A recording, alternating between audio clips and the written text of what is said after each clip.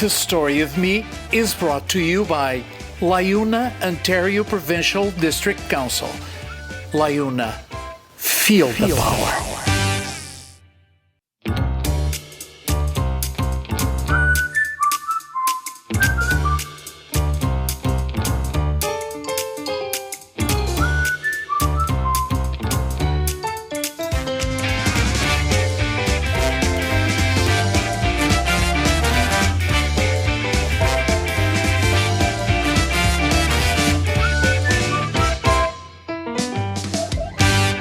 Saudações. O caminho de um português, sobretudo de um imigrante português, pode ir longe quando o seu nome é Frank Alvarez. A pessoa que conhecemos é certamente uma das mais famosas na comunidade luso-canadiana, não só pela sua atividade dinâmica no mundo empresarial, da comunicação social, mas também pelo seu abnegado apoio a causas nobres. Estamos na augusta presença de Frank Alvarez. Hello. Hello, muito bom dia, Bill Muniz. Saudações a todo o auditório que nos acompanha neste programa. Portanto, será bom dia, boa tarde, boa noite, consoante a hora e o local onde este programa for visto.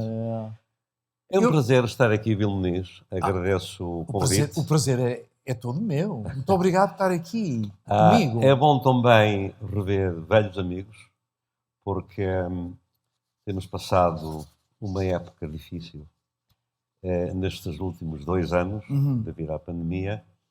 Resguardámos-nos um pouco também. Já não somos assim tão jovens.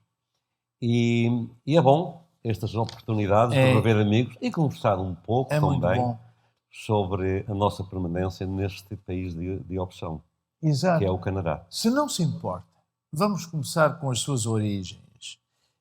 Vamos começar com o seu nome. Tem um nome no meio interessantíssimo, Sestelo. Sestelo, é verdade. De onde é que vem este nome? Este nome vem do meu pai. Pois. O meu pai, que esteve em Lisboa naquela época, ele chegou mesmo a praticar futebol. Ele foi guarda-redes do Sporting Clube de Portugal naquela época. É verdade, é verdade. Mas era uma época diferente. Exato. A época que andavam com a baliza às costas. Naquela época, não é? E portanto, o Sestelo vem do meu pai. Exato. O Frank nasceu na vila de Arbo, na Galiza.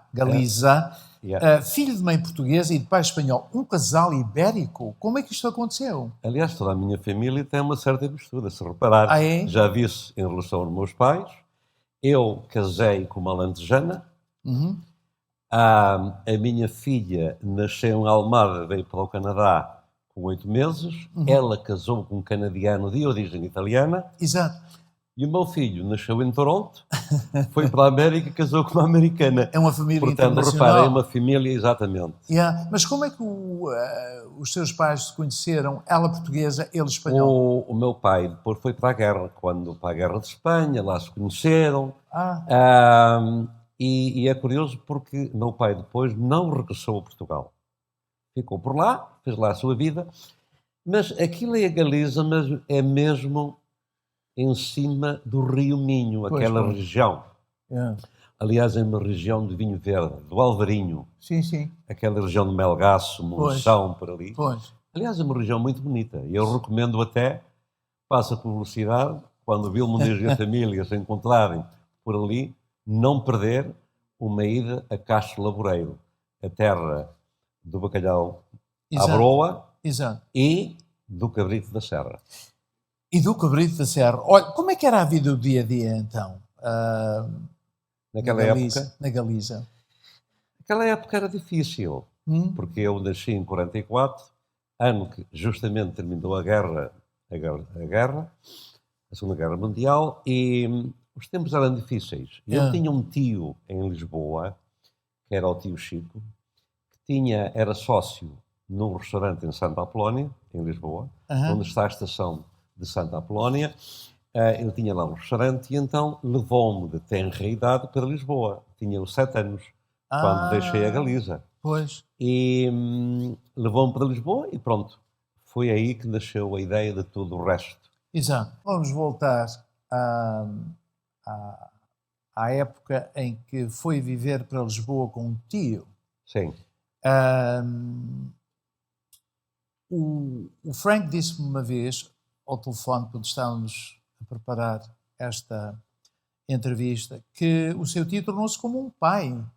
Sim. Adquiriu uma segunda família, por assim dizer, não é? Sim, os meus tios, o meu tio casou com uma portuguesa de Castro de Daire, distrito de Viseu. Exato. A minha tia Custódia.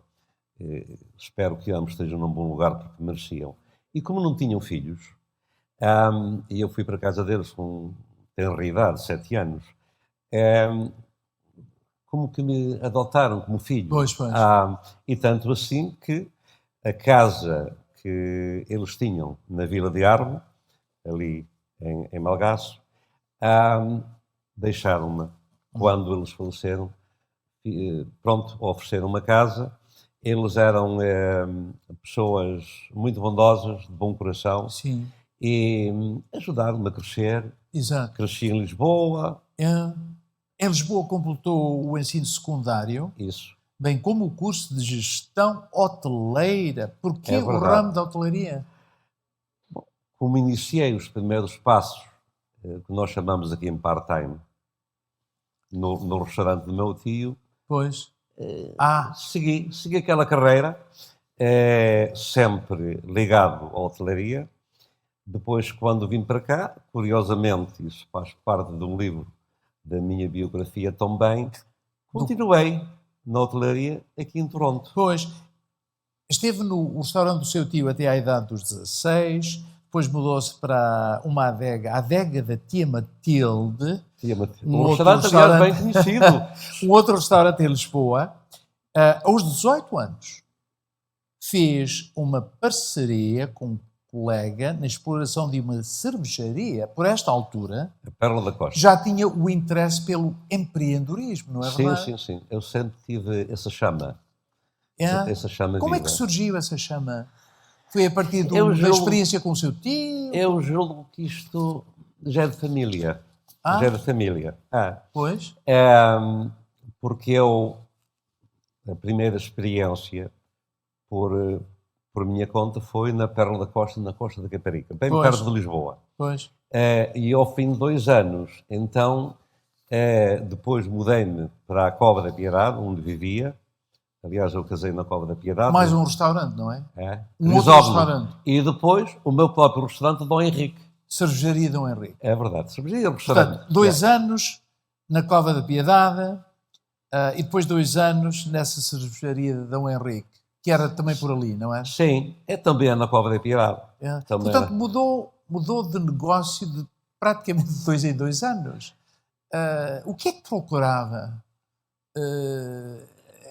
Procurava experiências diferentes? Como é que... Exatamente, novos horizontes. Novos horizontes. E foi daí que nasceu a ideia de emigrar para o Canadá. Aliás, eu tinha naquela altura, tinha na ideia a imigração ou Canadá ou Estados Unidos, aquela parte da Califórnia. Sim, mas antes de vir para a América do Norte, em 64, casou-se com a idade de 20 anos. 20 anos, é verdade. Tão jovem. Deve ter sido mesmo amor à primeira vista, não é? Vamos lá ver, Belniz. Naquela época, a maturidade, com 20 anos, era diferente do que é nos dias de hoje. Sobretudo que eu iniciei a minha vida a trabalhar ainda tenra idade, em part-time, e portanto fui amadurecendo. Exato. E eu senti que aos 20 anos estava pronto. Já estava pronto. Precisava de uma companheira, eu precisava de facto de dar um nó, como a gente diz, e felizmente aconteceu, com 20 anos de idade, a minha mulher também da mesma idade, somos da mesma idade. Uhum. Conheceram-se como? Em Lisboa? Conhecemos em Lisboa, através de um sobrinho da minha mulher, que era na altura um dos grandes amigo do peito. Conhecemos-nos, fomos à Feira Popular, naquela época em Lisboa, e fomos dar uma voltinha naqueles carrinhos Sim, sim. jovem e tal. E fiquei enamorado, fiquei apaixonado. Depois tive que dar ali umas voltinhas para arranjar coragem para ir pedir namoro. Fomos namorando, fomos namorando e conquistámos-nos mutuamente. Exato. Eu fiquei apaixonado e ela também. E depois, O resto como é- resultado, O resto é história. o caso, casamos. 3 anos depois, em 67, emigrou para o Canadá. Ora bem, dava a impressão que a sua vida em Lisboa estava mais ou menos bem encaminhada. Estava bem. Porquê Estava bem sair? encaminhada, mas procurava novos horizontes. A dimensão do país não é bem aquela dos nossos sonhos. E eu não vim por uma razão política. Sim, sim. Porque naquela época... Como muitos. Como muitos vieram, não foi por uma razão política. Estava mais ou menos bem, porque era sócio do restaurante Cervejaria Exato. Dom Henrique, mas não era o suficiente. Queria expandir Expandir. os seus horizontes. Novos horizontes, exatamente. Na E sua então, desculpe, não, tudo bem. na tudo sua bem. biografia, o Frank diz que se tornou cidadão canadiano e começou a realizar os seus sonhos profissionais. Que sonhos eram estes? Ora bem, ele me diz, para além do desenvolvimento na parte da hotelaria, porque eu comecei a trabalhar no dia seguinte à minha chegada aqui, como expliquei há bocadinho, no restaurante Império, que não tinha gerência e que me foi dada a oportunidade de eu gerir o restaurante Império. Recordo-me perfeitamente do restaurante que não Império. fazia casamentos, nada disso. E eu implementei o serviço de casamentos no Império. Em salões grandes, fazíamos então o chamado Império Catering. Pois. O catering, por um lado. Por outro lado, eu em Portugal gravava, fazia relatos de jogos de futebol e gravava num gravador. Puramente amador, nada de comercial, nada de profissional. Amador. Mas eu tinha um bichinho pela rádio, pelo futebol, pelos relatos de futebol. Pois. Aquilo tudo. Ah. E então, uma vez no Império, o Mariano do Rego, que Deus tem, conheceste bem o Mariano, Sim, senhor. o Mariano disse-me assim, Franco Alvarez, eu vou apresentá-lo a um senhor que tem uma emissora de rádio chamada Johnny Lombardi, porque o Frank tem veia radiofónica, tem voz radiofónica, é um amante do desporto. E então apresentou-me a Johnny Lombardi, isto foi mais ou menos aí, passados 2 anos, em 69, e então em 70, o Johnny Lombardi deu uma oportunidade de eu poder trabalhar na Chin Radio como produtor do programa português. Exato. O Frank foi locutor na Rádio Chin. Sim, e depois produtor. E depois produtor. Exato. Portanto, deu um grande salto da restauração para o mundo da comunicação social. Um salto, mas trabalhava em conjunto. Em conjunto. Exatamente. Ok. Também foi apresentador de televisão, na altura. Sim. Uma meia hora por semana, se eu bem me recordo, transmitido pelas estações de cabo York, Metro Cable e Rogers. Exato. Portanto, a motivação que o levou a este salto já vinha de Portugal, não é? Havia já interesse. De certo modo, e depois foi tudo uma sequência. Depois foi o célebre guitarrista Mariano do Rego que facilitou a comunicação com o Johnny Lombardi. E o primeiro programa do Festival Português era o Mariano do Rego, diretor musical, e eu, o produtor, e fazíamos aquela meia hora. Portanto, isto depois é um bichinho. Muito bem. Fomos alimentando o sonho até que, mais tarde, fomos. Entretanto, conheci o saudoso José Mário. Vai daqui um abraço para ele. Ele certamente está a ouvir e a ver esta entrevista. E é bom saudá-lo e é bom ver o José Mário no background desta entrevista. Muito bom mesmo, muito bom. Ele está ali. Exatamente. Consigo. Em 73, também desempenhou funções de empresário de artistas portugueses. Eu recordo-me perfeitamente de alguns destes artistas que o Frank trouxe, que realizaram vários concertos ao vivo. Nomes de artistas mais sonantes. Diga-me 2 ou 3 que é para a gente recordar. Os meus apaixonados, em termos femininos, a grande Amália, a diva do fado, Esteve cá, exato. E o Roberto Carlos. Pois. Foram aqueles que mais me encheram a alma. O Roberto Carlos veio aqui várias vezes, não vem? Sim, connosco. É verdade, é verdade. Muito bem. Mas aquele espetáculo de homenagem à Amália no Roy Thompson Hall foi marcante. Foi estrondoso, hein? Foi em 86. Foi realmente foi marcante. Foi em 86, Curiosamente, Bel Muniz foi no mesmo dia em que, assim quis o destino, que ela falecesse. Dia 6 de outubro. Foi na mesma data. Creio que foi em 99, não foi? Que ela faleceu. Mas foi nessa data também. Mas foi o Alvarez que trouxe a Amália pela primeira vez aqui? Não fui eu. Não. Havia um empresário antes de mim que era o... como é que ele chamava? Aliás, havia dois. O Albuquerque foi o primeiro empresário da Amália no Canadá. Exato. Também, honra seja feita por isso. E havia um outro empresário, que era o Amadeu Vaz, também trouxeram vários artistas. Mas depois, a Amália veio aqui, porventura, pela mão do empresário que ela tinha, o Albuquerque, eu diria uma vez, talvez duas vezes. Exato. Depois eu fiquei como empresário da Amália, para a América do Norte, não apenas Canadá, mas também Estados Unidos. Fizemos várias digressões ao Canadá e Estados Unidos. Estivemos em Vancouver, estivemos em Winnipeg, estivemos em Edmonton, em Montreal e em Toronto.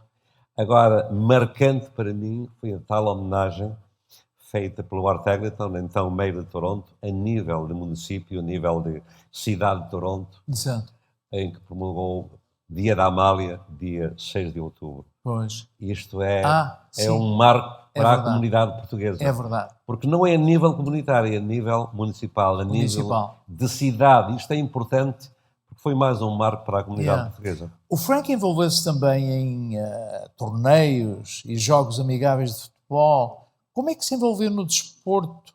Bom, assim, já nos falou um pouco do seu background em Lisboa. Havia já interesse pelo desporto, não é? Sim, muito. Mas depois aqui envolveu-se. Sobretudo futebol. Eu sempre fui um amante do futebol, um benfiquista. Exato. Embora o meu pai, que Deus tem, tivesse sido naquela época guarda-redes do Sporting, como eu referenciei há momentos, mas o meu tio, o tio Chico, que tinha o restaurante Cid, era um grande benfiquista. Pois, o que é que aconteceu aqui? Com as então, quando tive a oportunidade, convidei o Benfica. O primeiro ano veio o Benfica só, fez uma digressão, jogou em Montreal, jogou em Vancouver e em Toronto. E aquilo deu certo, inclusive financeiramente. E aí pensei, isto é capaz de dar certo e levar estes jogos amigáveis para torneio. Então, fundei o TIST, Toronto International Soccer Tournament. Sim, e então convidava várias equipas, veio Benfica, veio o Sporting, veio o Porto, veio o Barcelona do Equador, o Leeds United de Inglaterra, equipas estrangeiras fortes. Grandes equipas, sim. Olha, em 75, eu penso que foi em 75, o Frank tornou-se presidente da Salva Organizations Limited. Começou a produzir e a apresentar o programa dominical Festival Português. Isto através da Globo. Sim, em 75. E eu agora tenho a 25 de Abril. A 25. Mera coincidência. Não, mera coincidência. Não. Nesta altura, passa, portanto, para a televisão comercial, porque anteriormente tinha sido televisão comunitária. Sim. Televisão comercial, com padrões de promoção, de produção, aliás, um pouco mais elevados. Como é que o Frank se preparou para responder às exigências da Globo? Ora bem, eu tive que tirar aqui um curso de... Sim. Foi um curso de produção na Jorge Brown, produção de televisão. Eu tive que lidar com uma técnica de produção, de luzes, de câmaras, de som, de áudio. Onde é que fez isso? Na Jorge Brown. Vamos recuar à altura em que cortou as amarras com a Globo. E em 86, ainda antes disso, abriu o seu próprio estúdio, serviu a comunidade através da Canadian Portuguese Radio Club Inc. Sim, que era na Nassau, por cima do Portuguese Bookstore. Exato. Depois, em 86, e aqui isto foi um grande ano para si, conseguiu a autorização da CRTC, inaugurando a estação de rádio multicultural Serve Radio FM, em 6 idiomas. Isto foi um grande passo. Quais foram os maiores desafios na aquisição desta estação? Não foi fácil porque, na altura, eu trabalhava na TSIN, embora tivesse o Rádio Globo, mas ainda era produtor da TSIN. E o meu amigo Johnny Lombardi não gostou o facto de eu ter feito um pedido à CRTC para uma estação multicultural, porque ele entendia que ia haver concorrência e estávamos a competir. Eu, na altura, confesso que não entendi o porquê, mas mais tarde eu acabei por perceber o porquê do Johnny Lombardi se opor ao meu pedido. Entretanto, a licença foi-me concedida e, passado um ano e meio, o Johnny Lombardi telefonou-me, demos parabéns por ter conseguido a licença, convidou-me, fomos almoçar e ficámos novamente amigos, porque éramos muito amigos. Eu sempre o respeitei, gostava muito dele, acho que foi um grande homem, um grande pioneiro. Aliás, eu penso, inclusive, que nós temos aqui esta liberdade linguística de fazermos um programa em língua portuguesa e noutras línguas, este mosaico multicultural, em termos de televisivos, radiofónicos, a expressão em várias línguas, se deve muito ao Johnny Lombardi. Ele foi um dos pioneiros. Mas eu acho, Frank, que a partir daí, a partir talvez desse almoço que teve com o Lombardi, o Frank Alvarez passou a ser o Johnny Lombardi português. Eu recordo-me das pessoas, às vezes, se referirem ao Frank Alvarez como sendo o Johnny Lombardi, porque eu acho que a comunidade percebeu a afinidade que havia entre os dois, mas também a separação e a decisão que o Frank tomou em tomar o seu próprio percurso. Exato, é correto, mas eu cheguei a um ponto que, naquela época, nós estávamos na TSIN AM e quando chegava esta altura do ano, novembro, por aí, a TSIN naquela altura, o AM, trabalhava Sunrise Sunset. Significa que o programa abria quando nascia o sol e no pôr do sol a frequência tinha que ser reduzida. Então nós chegávamos a uma altura, nessa altura do ano, que ficávamos apenas com meia hora de português. E eu pensei assim, a comunidade portuguesa precisa de mais horas de rádio, precisa de mais informação, mais entretenimento, mais música.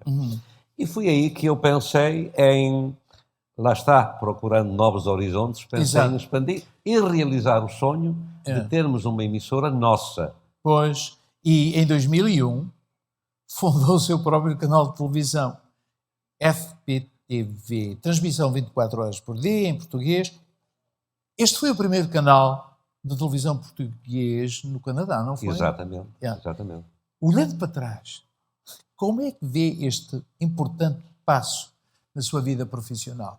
Tendo em conta que eu deixei a Global só por uma razão, é que eles iam aumentando o custo anualmente. Chegámos a um ponto que não pudemos superar aqueles custos.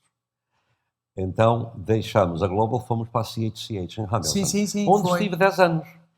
A mesma coisa, através do Emilio Macchia, também um italiano, que ajudou muito no aspecto... Isto antes de fundar o seu canal? Sim. E chegou a um ponto que também os custos foram subindo e a gente não conseguia, não conseguíamos pagar. Embora granjeávamos publicidade, mas não dava para pagar os custos do tempo de antena. Então disse, só há uma solução, criar o nosso próprio canal. Então, fiz novamente um pedido à CRTC e tive a fortuna também de conseguir uma licença. Nesta altura, unilingue, portanto, são língua portuguesa 24 horas por dia. Falamos então com a SIC, conseguimos um contato com a SIC exclusivo para o Canadá, SIC Internacional, e aí tínhamos que produzir para a FPTV mínimo 15% Canadian Production, que é o chamado Canadian Content. Aliás, a gente fazia mais de 15%, fazíamos à volta de 18%. E graças a Deus também com o apoio da comunidade portuguesa, lançámos a FPTV e fizemos grandes feitos. para a comunidade. Sim, senhor. Quando havia necessidade de se fazer alguma coisa importante. E nós vamos falar disso em breve. Pronto, em muito breve. bem, muito Mas bem. economicamente deu resultado. Sim, A FPTV. sim, claro que sim. Exato. Claro que deu. Mas foi difícil. Foi difícil porque a FPTV não é um programa de antena livre. É por assinaturas. É um programa que é pago. Tem assinantes. Pois. Tem subscritores. E quantos mais subscribers houver, maior poderá ser a receita, porque o cabo é que fica com a grande fatia de receitas dos subscritores. Exato. Incontestavelmente. Mas mesmo assim, sempre fica algum para ajudar as despesas também. Mesmo assim vingou. Mas, Bill Muniz, foram tempos difíceis, quer no lançamento da Sub Radio, porque a Sub Radio começou como low power, portanto com 22 watts. Mais tarde lutamos, procuramos e abrimos para 50 watts. Melhoramos uma coisinha pouca, mas algo. Continuámos na luta, passamos a ter 250 watts. Sim, senhor. Aí já é uma cobertura razoável, até chegar ao ponto de ter 4.000 watts. Então aí servimos a preceito a comunidade portuguesa residente na GTA. Além deste envolvimento na televisão e rádio, eu tenho aqui uma lista enorme de outras coisas que o Frank Alvarez fez. É uma vasta lista. Eu vou mencionar aqui algumas das realizações na sua vida. Foi fundador e ex-presidente do Semanário Português. O Milénio. Eu não sabia Fundador do que ia ser Milénio. o fundador. Membro do Comitê Toronto 2008 Olympic Bid Committee, Desporto. Diretor executivo e fundador da Câmara de Comércio e Indústria Canadá-Portugal. Diretor do Doctors Hospital Corporation. A lista continua. Vice-presidente e fundador da Vila Gaspar Corte Real. Um dos fundadores. Pois. Presidente da Federação de Empresários e Profissionais Luso-Canadianos. Eu sei que foi, recordo-me dessa altura. Membro do SkyDome Advisory Committee. Membro do Conselho Diretivo do Innovation Ontario Corporation. Quer dizer, há aqui um leque de atividades fora do normal. Eu não li a lista toda. Eu penso que há mais, mas vamos ficar por aqui. Deixe-me só falar um pouco desta ajuda que o Frank Alvarez ofereceu à comunidade. Falou-se da comunidade, como a comunidade apoiou e aderiu às suas iniciativas, mas o Frank Alvarez deu de volta. Eu recordo-me das famosas maratonas radiofónicas, em que o Frank Alvarez, através da rádio, conseguiu milhares e milhares e milhares de dólares para várias causas. Posso ler uma listazinha aqui de algumas das causas? E depois o Alvarez adiciona World Vision, Telethon em prol de crianças desfavorecidas. Eu recordo, $500 milhão na altura, ou mais, que conseguiu. Depois, a favor das vítimas das cheias nos Açores. Vítimas das cheias de Moçambique. Vítimas das cheias na Madeira. Exato. Um telethon em 2011 a favor do Luso Canadian Charitable Society, onde angariou $150 mil. 180. Ou 180. Isso. Isto era a fim de ajudar as pessoas com deficiências. E a lista é impressionante. Depois, também houve uma iniciativa de angariação de fundos a favor do Peel Memorial Hospital em Brampton. Portanto, não foi só a comunidade portuguesa que beneficiou, foram outras comunidades. Exato. O novo centro da Luso Charities, na Peel Region, Exato. também conseguiu um total de $450 mil. Sim. Em benefício desta causa. Chegou bem perto dos 500 mil. Porque acabamos aquela maratona televisiva e radiofónica, mas continuavam a entrar os donativos. Aliás, eu tenho muita simpatia por esta causa da Luso Canadian Charity. Tem 3 locais, como sabemos. Sim. A primeira na Sainte Claire, perto daquilo. a segunda em Hamilton e a terceira em Mississauga, bem perto Exato. do Clube Português de Mississauga.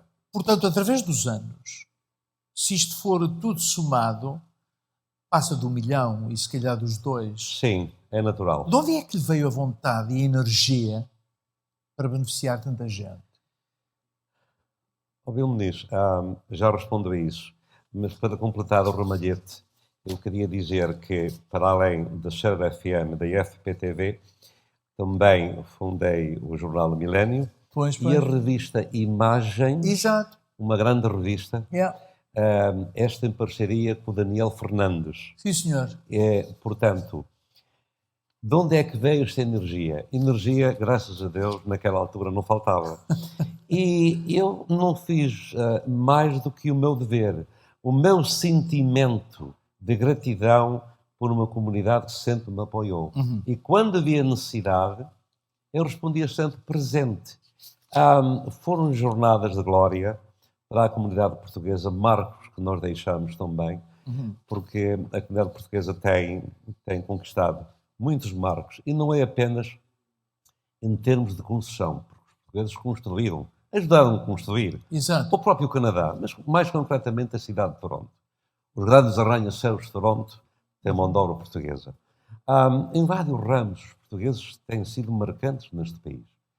E eu ficava imensamente feliz quando realizava estas obras para benefício de causas nobres, causas justas. Quando as coisas aconteciam e eu chegava ao fim e via que o sonho que idealizei se concretizou e eu superava sempre aquilo que projetava. Pois. Isto só é possível com uma comunidade generosa como é a nossa, porque muitas vezes a gente trabalhamos e até não nos apercebemos de quão generosa é a comunidade luso-canadiana. Exato. É, para mim, a melhor comunidade do mundo. Pelo seu trabalho, eu diria monumental, recebeu, ou tem recebido ao longo dos anos, várias distinções. E eu olho para algumas delas, porque a lista aqui é imensa, não acaba. Eu penso que não acaba. Eu contei 23 galardões entre 79 e 2017. Mas eu penso que esta lista não é exaustiva. Deixe-me só mencionar alguns, pode ser? Absolutamente. Em 79, o prémio da Sociedade da Cruz Vermelha Canadiana. É verdade. Muito interessante. Depois, em 83, o prémio Molson Toronto Star. Em 87, prémio da Federação Multilinguística da Imprensa Canadiana. Isto é só para mostrar a variedade, o leque. Isso. O leque. Depois temos, em 89, prémio Doctors Hospital. Em 91, prémio Crime Stoppers. Mas eu estou a passar por muitas que não estou a mencionar. Em 98, placa da cidade de Toronto. 98, comendador da Ordem de Mérito, condecorado pelo Presidente da República Portuguesa. Deu-me muita honra. Eu disse no início, estamos na augusta presença de Franco Alvarez. Eu não estava a brincar. Eu acho que há qualquer coisa de augusto na sua vida. Obrigado, Bill. 2010. O Franco Alvarez vê o seu nome no encruzamento da Dundas com a Washington. Entre a Washington e a Shaw. Na Roxton. Sim. Depois há aquela... Esta placa está situada na Roxton e Dundas. Proclamado pela Câmara Municipal de Toronto. Hello!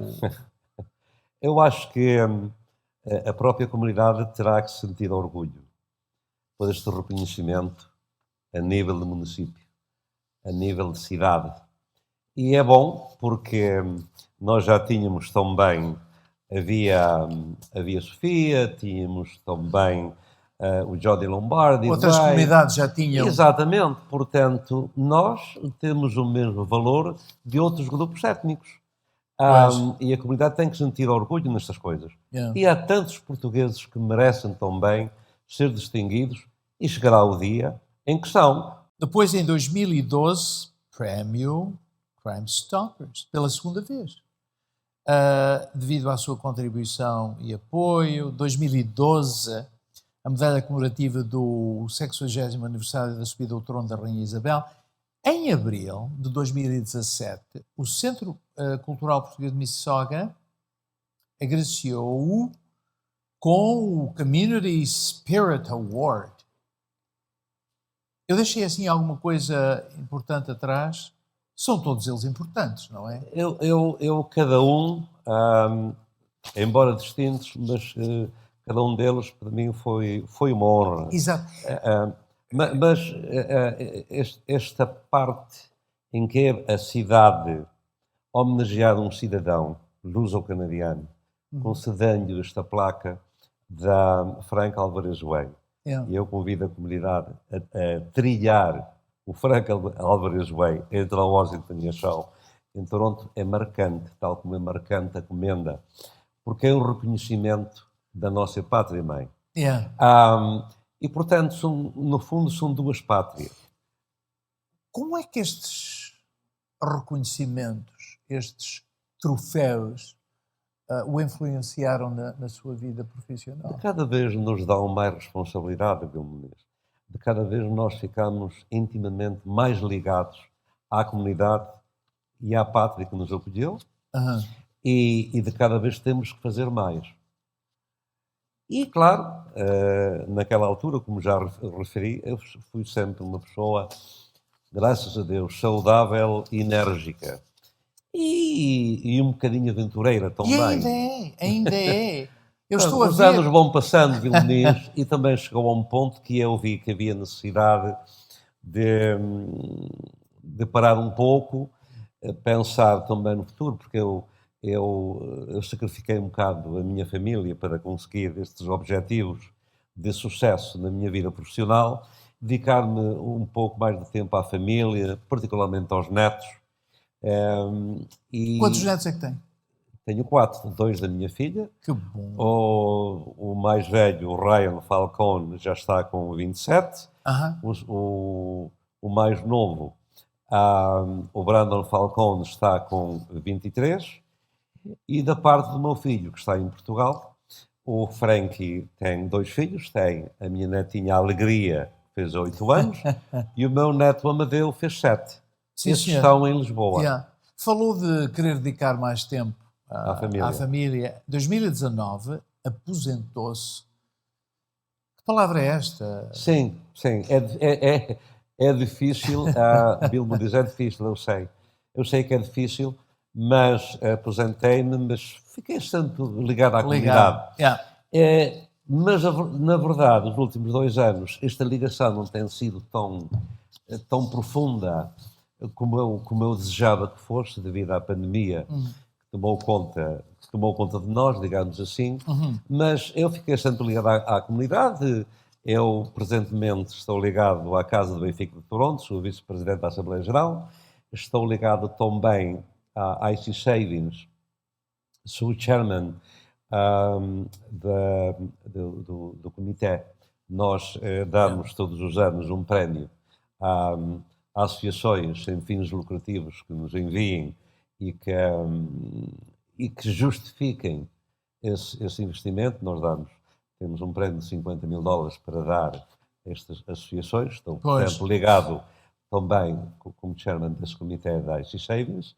E continua ligado à SIC Notícias. Sim, agora, uma vez que eu vendi a SIC Internacional, a FPTV, foi vendida à Liuna International. Em 2019.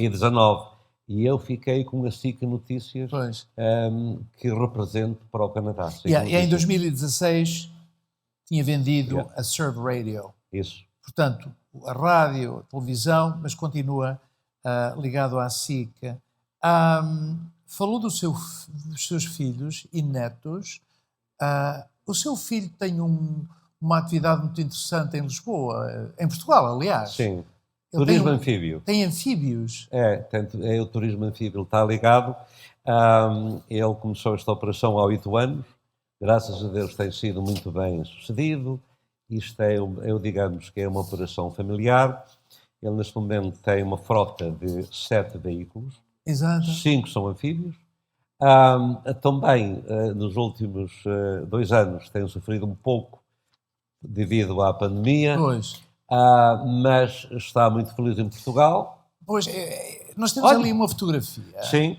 Pelos vistos, Este é o meu neto mais velho, o Ryan. Exato. O mais velho. Este é o meu neto mais novo, que é o Amadeu. Exato.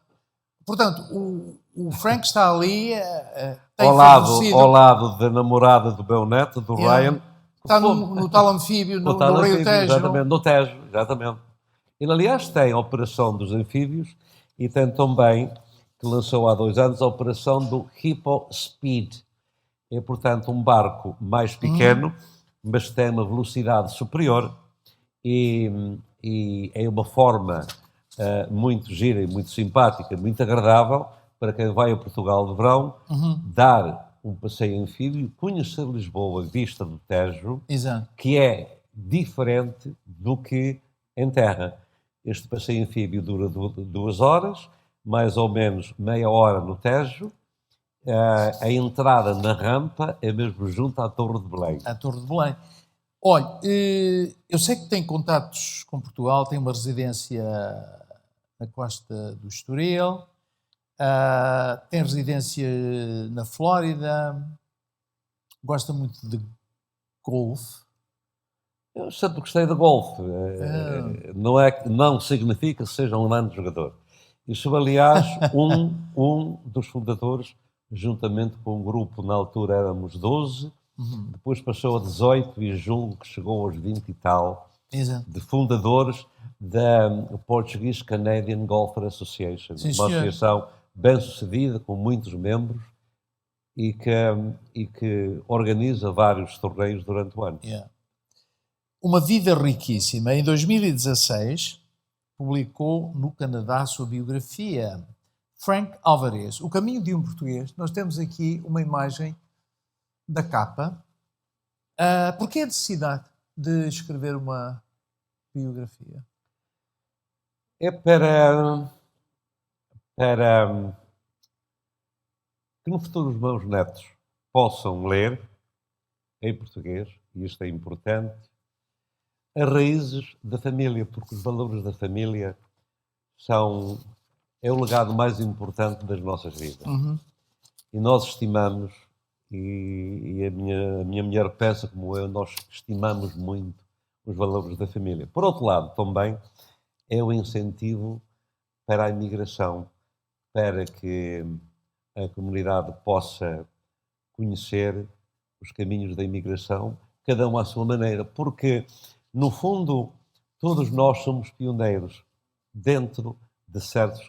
O Bill Muniz é um pioneiro também na televisão, como foi o Fernando Raposo, que esteja lá num bom lugar também. E isto é importante e marca uma época, marca uma história da imigração luso-canadiana.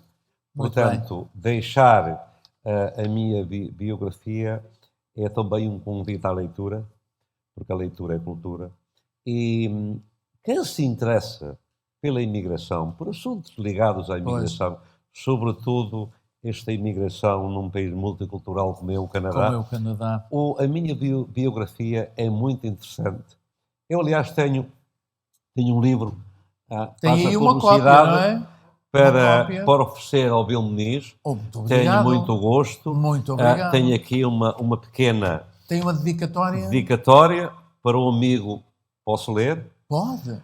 Para o amigo Bill Muniz, desejando, honesto e sinceramente, que a leitura da minha biografia seja interessante e do seu inteiro agrado e que sirva para enriquecer o seu património multicultural no que à imigração diz respeito.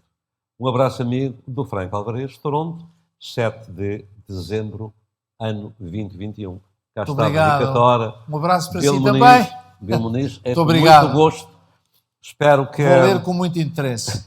Obrigado, Bill Muniz. Obrigado e uma vez mais, quero agradecer o convite. Mas nós ainda não acabamos. Pronto. Estamos um pouco na reta final agora. Pronto, tudo bem. Mas esta é a altura de pensamentos. fazer umas perguntinhas, assim, de uma maneira geral, que atividade profissional é que lhe trouxe a maior satisfação, por exemplo? Eu sou um indivíduo que gosto de diálogo. Eu gosto da participação, do diálogo e sinto-me bem na comunicação com pessoas. Portanto, a mim, a hotelaria deu-me muito prazer também e alguns proventos financeiros. Isto é a grande verdade. A comunicação, quer a rádio, quer a televisão, é que de facto eu me sentia como peixe na água. Encheu. Exatamente, porque isto no fundo é um bichinho que, e sobretudo por uma razão extremamente simples, ó Bill Muniz, é que em termos de televisão e rádio, ou temos amor e paixão por aquilo que fazemos e conseguimos vincar, conseguimos atingir certos patamares. Portanto, a comunicação social foi o seu primeiro amor. É isso. Profissional. É isso. Sim. E foi e será sempre. Pois, e a atividade que menor satisfação lhe deu? Alguma?